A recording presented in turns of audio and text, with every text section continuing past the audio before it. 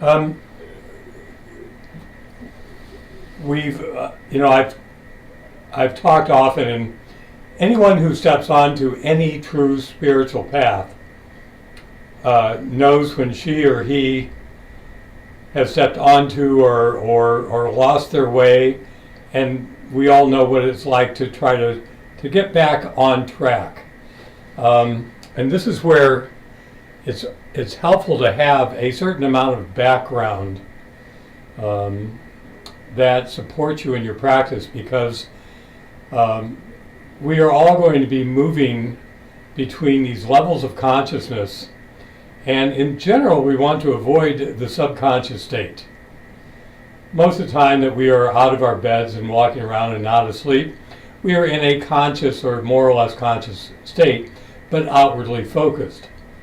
As we begin to bring our attention inward and lift it upward, oftentimes by doing the things that we do as part of our sadhana, what we find is that even if we have stepped off the path, we have so much support that we've built up for ourselves that it's relatively easy to find our way back on, and we know when we are there. We know when we have found our way again. I was listening to the audible version of the essence of the Bhagavad Gita earlier this week, and it is this matter of having positive habits that you've established. Those habits are actually part of the subconscious mind. We use the subconscious mind. It's simply that we use it to our own good rather than to our detriment. So the subconscious mind is not all bad, and I'm saying this only because of the fact that I've had no big inspirations this morning. I had a wonderful meditation of my own.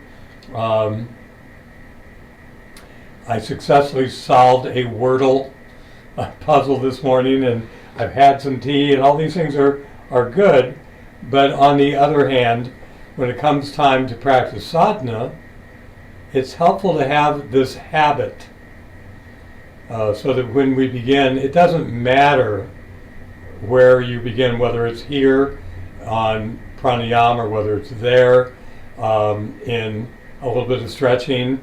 It doesn't matter whether it's reading something that's spiritually uplifting, but we have these sources that are always available to us. And of course, for all of us, even these 2 times a week that we come together have that same value. It gives us a structure. And so even if you haven't meditated at all during the rest of the week, when you come in and join class here, we touch base with what is true and what is real, and we get ourselves back on the path, back on track. And as I've shared with you before, any sadhana is better than no sadhana. And the ultimate sadhana is a continuous, ongoing connection to your highest self. And I would put a capital H on highest and capital S on self. The yoga word for that highest self that each of us possesses is called Atman, A-T-M-A-N. And so when we are engaged in spiritual practice, even when we are in daily life, being aware of ourselves as Atman will immediately lift us up above what we're doing in a mundane way and carry us instead into that place where we're working from a super conscious level of awareness.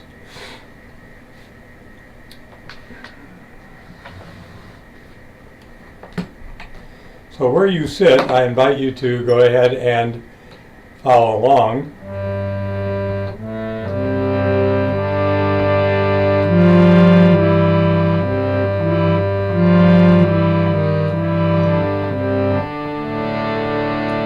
This is door of my heart, open wide I keep for thee.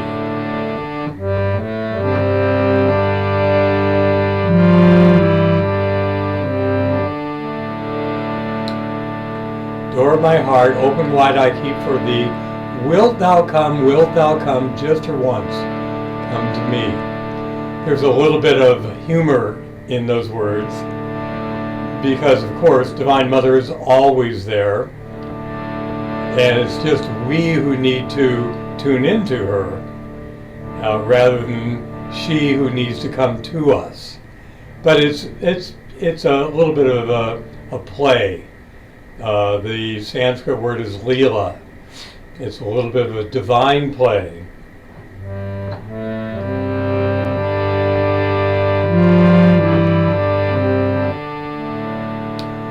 Door of my heart, open wide I keep for thee. Door of my heart, open wide I keep for thee. Wilt thou come, just for once come to me? Wilt thou come, just for once come to me? Will my days fly away without seeing thee, my Lord? Will my days fly away without seeing thee, my Lord? Night and day, I look for thee, night and day. Night and day, I look for thee, night and day. Night and day, I look for thee, night and day. Door of my heart, open wide, I keep for thee. Door of my heart, open wide, I keep for thee. Wilt thou come, just for once come to me?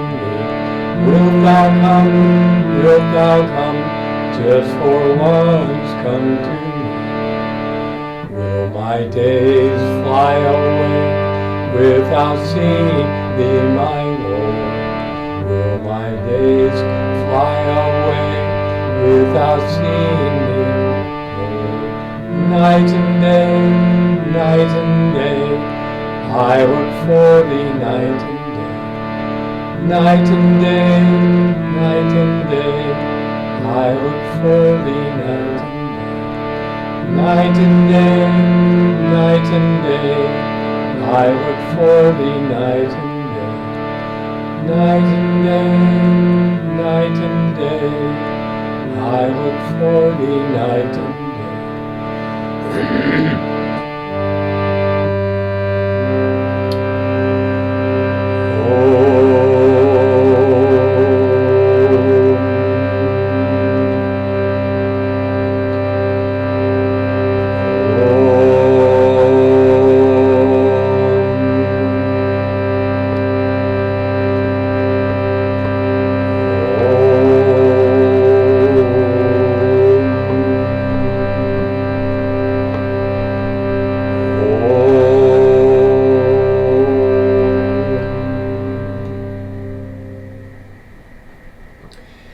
For the sake of our practice, begin to establish that awareness, that visual image, that through the core of your body runs 3 tubes. The 2 on either side are smaller, but the tube in the middle is wider, and all 3 of these tubes go from the pelvic floor to the crown of your head. And of course, these are a simplified version of the main nadis. The Irda, that's the one that goes up your left side. Pingala, the one that goes down the right side. And the Sushumna, the main pathway of the energy spine, that goes right through the core. So it's a great practice to just set up a peripheral practice, in and up left, exhaling, down, in and down right. So up left, down right, up left, down right. Now, just to go ahead and give this a little bit more dimension, these 2 peripheral pathways are actually coiled around the main one. So as you inhale, you travel through each of the chakras in a spiral. As you exhale, you come down this peripheral pathway, the pingala, again in the spiral. Anyone who's ever wrapped a metal rod like a nail or a big screw with a wire wrapping around in a helical fashion knows that as soon as you move energy through those peripheral wires, that the main body, the main metal body, becomes magnetized. It's almost a perfect model for what happens to us when we increase the flow of energy inward and upward around the pathway of the energy spine. That spine becomes magnetized. You can even say we become magnetic. But what we attract to us is not paper clips or other metallic objects. What we attract to us are those things that are going to bring us the greatest challenge that will, when we succeed, bring us to our highest good. We will constantly be in a place of growing lighter and rising upward, spiritually speaking. So let's go ahead and practice this in, left, out, right. So begin with a full diaphragmatic breath. All of you know how to do this.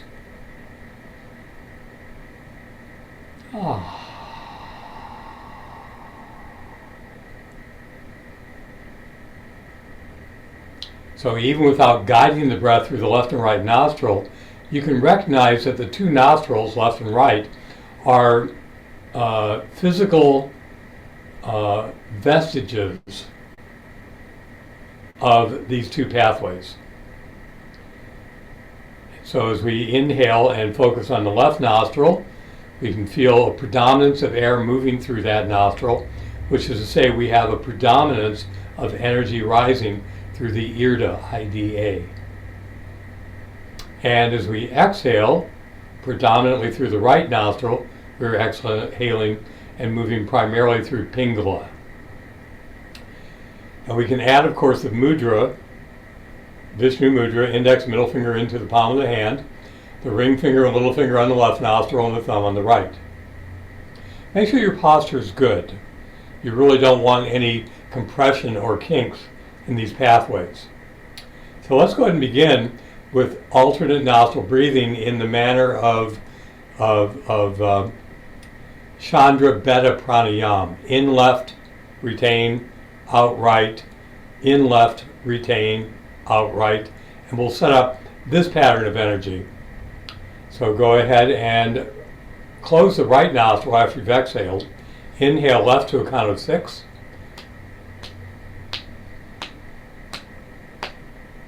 Close both. Exhale right. For the sake of simplicity, it is oftentimes much more manageable to again picture 3 parallel tubes, 2 smaller, one left, one right, and one larger middle. And so the reason I say it's easier is because trying to follow the pattern of a spiral up takes great concentration. And we can get there, but in the very beginning it oftentimes is better just to work with that pattern of in left and exhale out right. So let's go ahead and continue. Inhale left to a count of 6. Close both. Hold your gaze to the spiritual eye. Exhale down right.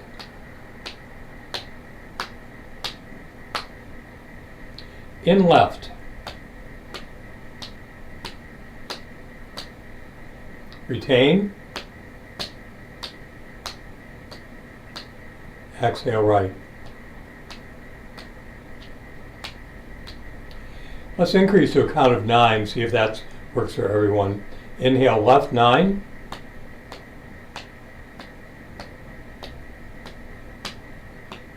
Close both.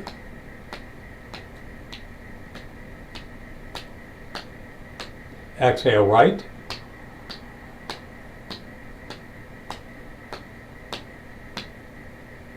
In left.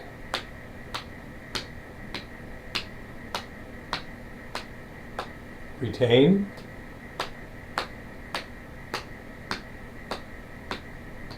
Exhale right.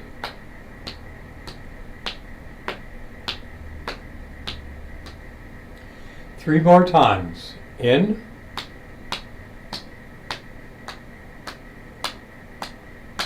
Retain.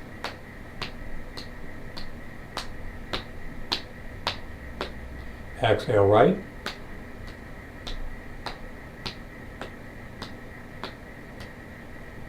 In left.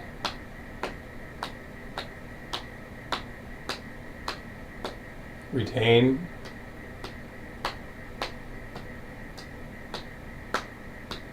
Out right.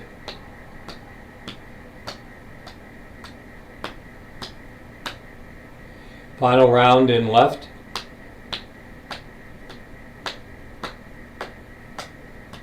Retain.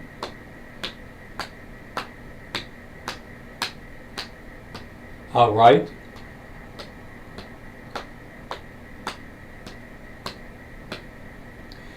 Now lowering your hands into a natural, comfortable, meditative position.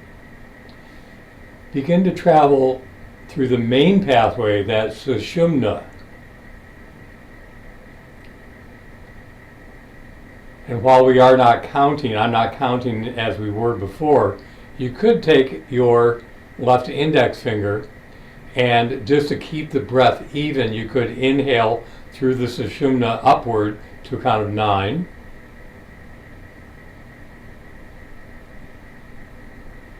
Retain to the point between the eyebrows to a count of 9.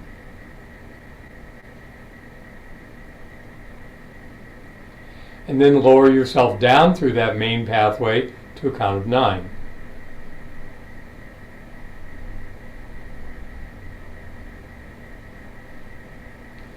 Depending upon where we are going to go next, you could begin to practice Hong Sa, but for our purposes today, we'll simply continue to count as we inhale, staying inwardly focused to that core pathway of the Sushumna.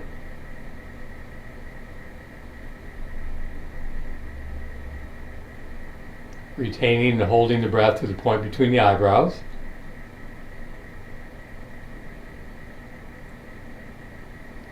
Exhaling down.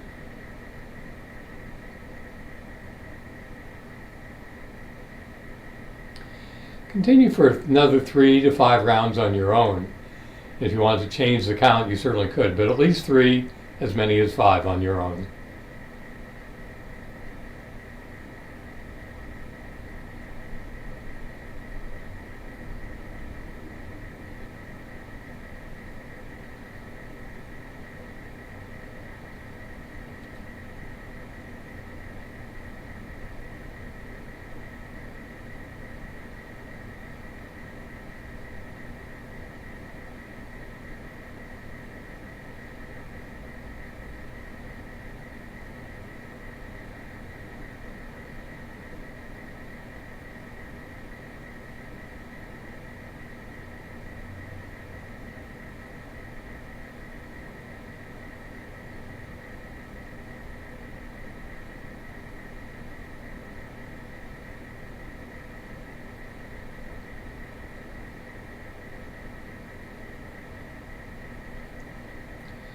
When you've completed your final round, turning both palms up, go ahead and I invite you to continue to remain in that pathway of the energy spine, but rather than you controlling the breath, let the breath flow through you.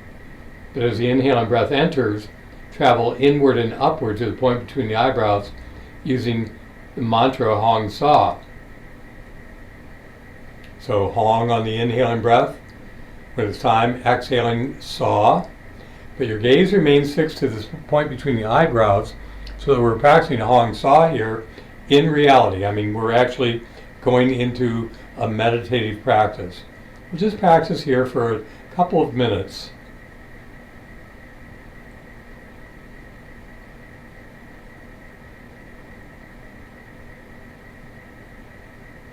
Remember that every time you exhale, that is a place where we are in a suspended place of awareness that is going to naturally expand.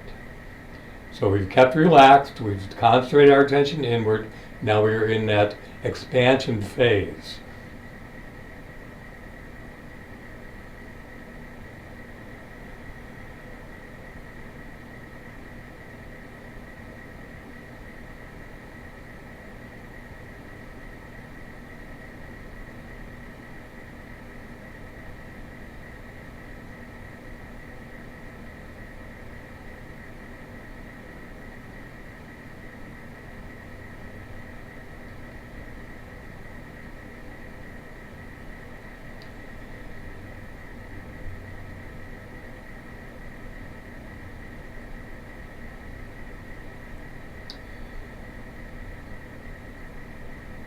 And so as we move throughout our day, it is this memory or this experience that is a reference point. So that when we are realizing that we are scattered or unsteady or anxious or fearful, that we can return to this simple practice. We'll find ourselves returning more and more easily with more practice to this inward place of being centered, of being calm, of feeling expanded rather than contracted, of feeling calmness and ease rather than tension and anxiety. And even that mantra itself, Hong Sa, can be a wonderful way to return to this place of inward stillness and a sense of being in touch, not with the outer world and the obvious inability we have to control that outer world, but rather that there is one thing that we can always do. We can always return to this place, always turn to the light, always remember our own divinity. Hong Sa, I am spirit, capital S. I am Atman. Or Tat Twam Asi, I am that, capital T-H-A-T. I am that.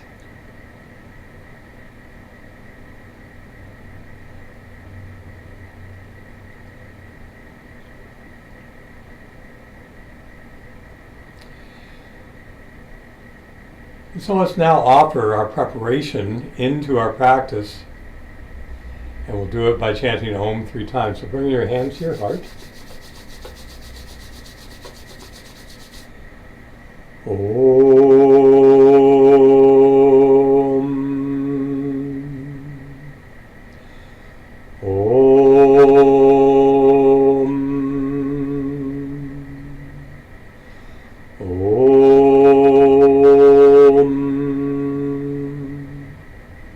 Shanti, Shanti, Shanti. So as we move into our physical practice,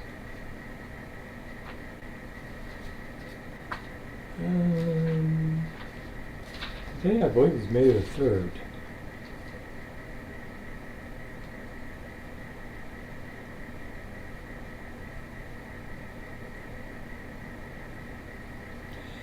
This is on the quality of loyalty.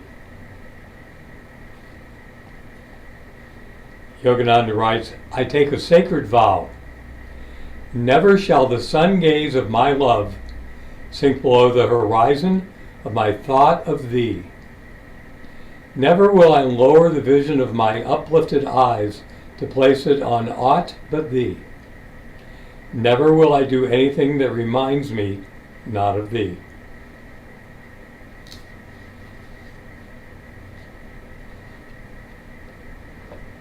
So again, what we were just doing is a practice in what Yogananda was just referring to.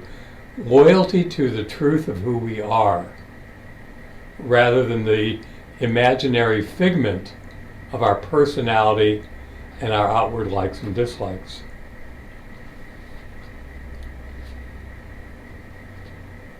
One way to work from our center is to be in a place of continuous kindness. So we are kind to others, we are kind to ourselves.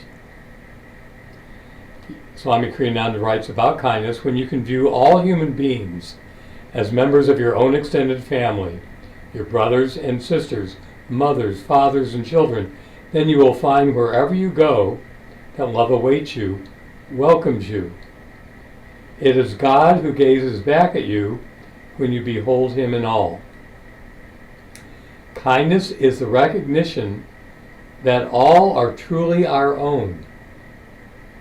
Kindness comes from not minding how others feel about us. It comes from the simple understanding that kindness is its own reward, worth giving out to others, because the source of so much sweetness in ourselves. For those of broad sympathies, the very universe is home. So kindness is expansive in its practice. All right, let's go ahead and begin right where we are. Let's go ahead and just lengthen through the crown of your head. We'll do a little bit of twisting, a little bit of side stretching. We'll come on to our backs there. So make sure you have your blocks and strap available to you. Pillow maybe, blankets maybe.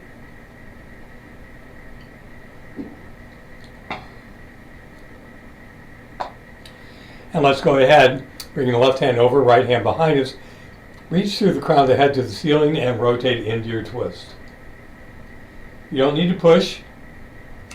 You don't need to torque. You don't need to apply a lot of pressure. But do breathe in. Feel the twist with each inhale breath. Feel the twist relax and deepen with each exhalation. Don't try too hard physically, but nonetheless stay right to your physical edge. So we are relaxing in the direction that we are moving. In this case, we are twisting to our right or left. And as we exhale, we relax into the twist, and you'll feel yourself go a little bit deeper. Let's inhale back to center. And bring the left hand behind, right hand over. Inhale as you lengthen. Exhale into your twist. And once again, relax into the depth of the movement that you're making. In this case, relax deeper into the twist.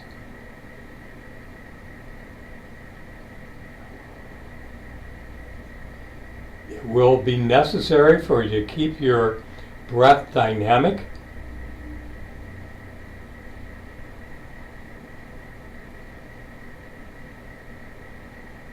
By that I mean that you will need to make sure you are inhaling and exhaling completely.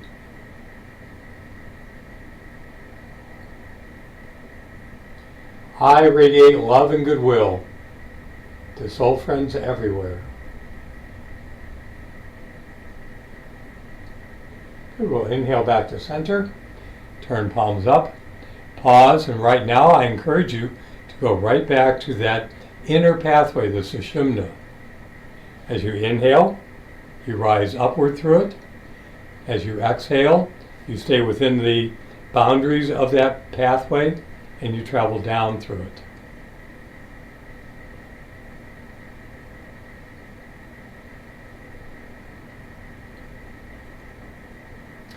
Good, let's go ahead at this point and bring the right hand beside us. We'll do a little bit of side stretching, and please follow your own rhythm.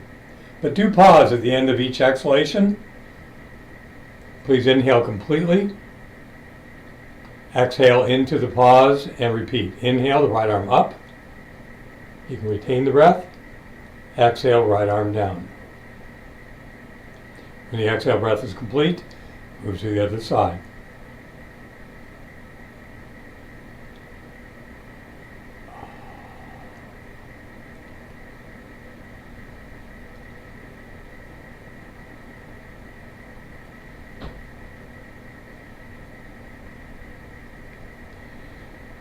Let's go ahead and finish, do one more round.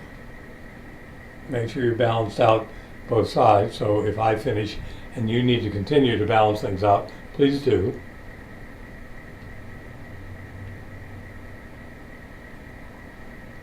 Lovely. Let's go ahead at this point. We're going to bring ourselves onto our back, have your strap nearby.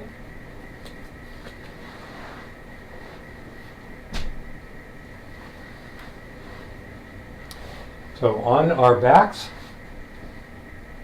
strap in your left hand, left leg straight at the knee, pushing through the heel towards the ceiling, and the arms are used to draw that left leg to its natural edge. So we inhale into that stretch, exhale, and feel your body relax. So that sense of relaxing is allowing the energy that is trapped to expand and release.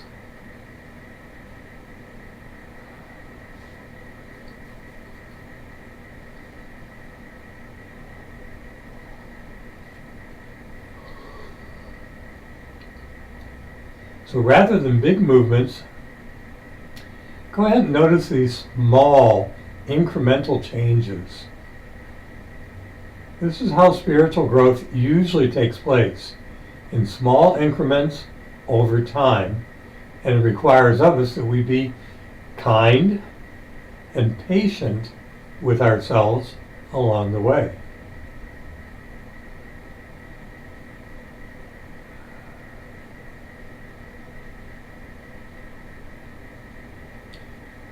And as we exhale, bend that left knee and move to the right side. I was just hearing the words of Jesus commanding, "Be ye therefore perfect, even as your Father in heaven is perfect." That injunction is so much at odds with the way that we normally allow ourselves, "Oh, I'm only human." But that commandment, "Be ye therefore perfect," speaks to what we are capable of, and that we should aspire to that sense of perfection. But that sense of perfection cannot be done by being increasingly harsh, but rather by increasingly compassionate and kind to others, and even to our own bodies here as we stretch this right leg, drawing it deeper and allowing the tension to expand breath by breath.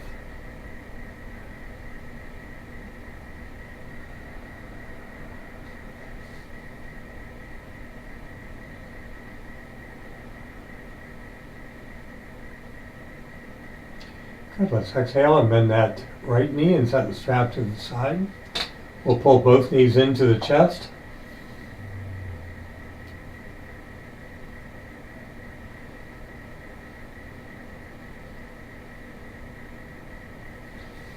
Good, let's plant our feet side by side, but let our knees open to the sides. So the soles of your feet are essentially in prayer position. Heels are pretty close to your perineum, if that works for you. But keep your lower back pressed flat to the floor. If you are in possession of sandbags, which I don't know if you have them, they're usually around 12 pounds, and they could be put on your inner thighs and just allowed to rest there. So a kind of a passive way of releasing tension and gaining range of movement. You can also just let the mass of your upper legs and knees gradually surrender into the pull of gravity.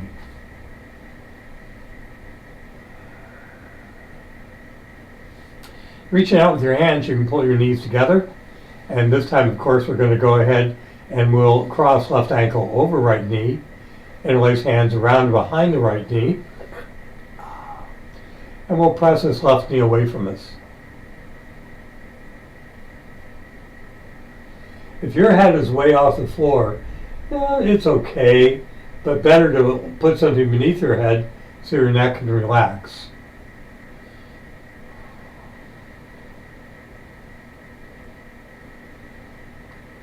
So every time you exhale, you press the left leg away from you, press your sacrum down, and keep your breath dynamic enough that you penetrate the stretch deep in the left hip. Again, let's be patient with the body. Give it a chance to release and relax. Release tension, expand as it relaxes.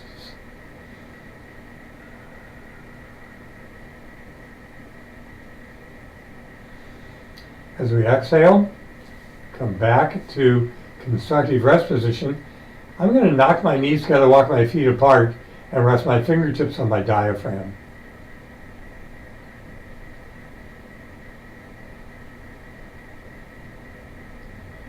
So many of our practices are ones where we become the witness, the observer, simply observing something that we oftentimes take quite personally, such as the body we're in. But when we are observing, when we are a witness, what we are noticing is what's happening through us, not what we are making happen.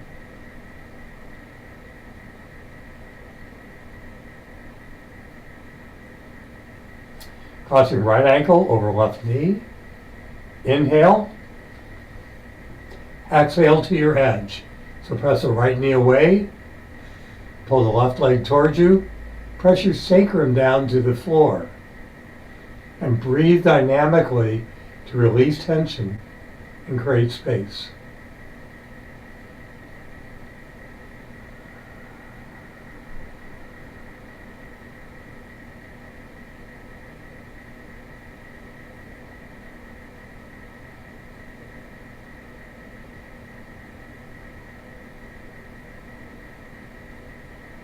Now it's a curious thing that I'm noticing right now, which is that this is not comfortable, but neither is it difficult. And there's value in that case of holding this longer and moving away from the sense of discomfort. Rather, begin to use your awareness and breath to create more and more space.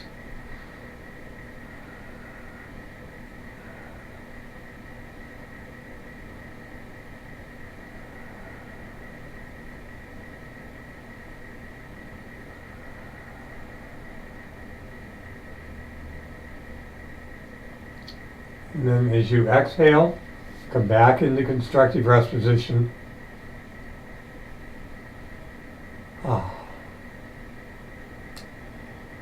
So let's go ahead and do a little bit of crunching. This is great for the lower back. If we pelvic tilt first, we press the lower back flat. And while the lower back is pressed into the floor, we bring hands to the heart and crunch, contracting the abdominal muscles. As we inhale back, bringing our head to the floor, we arch the lower back up. So exhale, lower back flat, and crunch. Inhale, lower back arched, and hands to the heart. Please try to slow yourself down. Pause at either end point.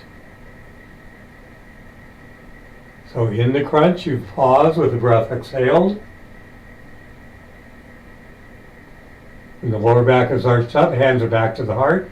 You pause with the breath retained inward. There's a practice here of working with the navel center or the Manipur chakra, and with the point between the eyebrows, the Kutascha Chaitanya, or the center of Krishna consciousness or Christ consciousness.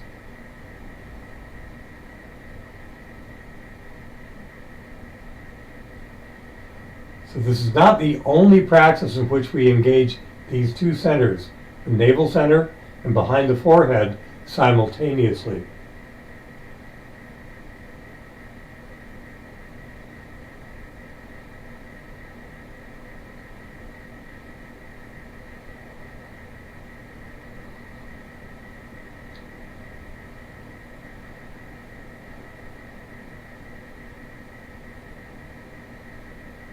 Good. Now let's go ahead at this point, and I'll leave it up to you how you're going to make your way up to your seat. You can roll to your side or you can rock forward and back, but make your way up to a cross-legged position. You could do this kneeling if you preferred.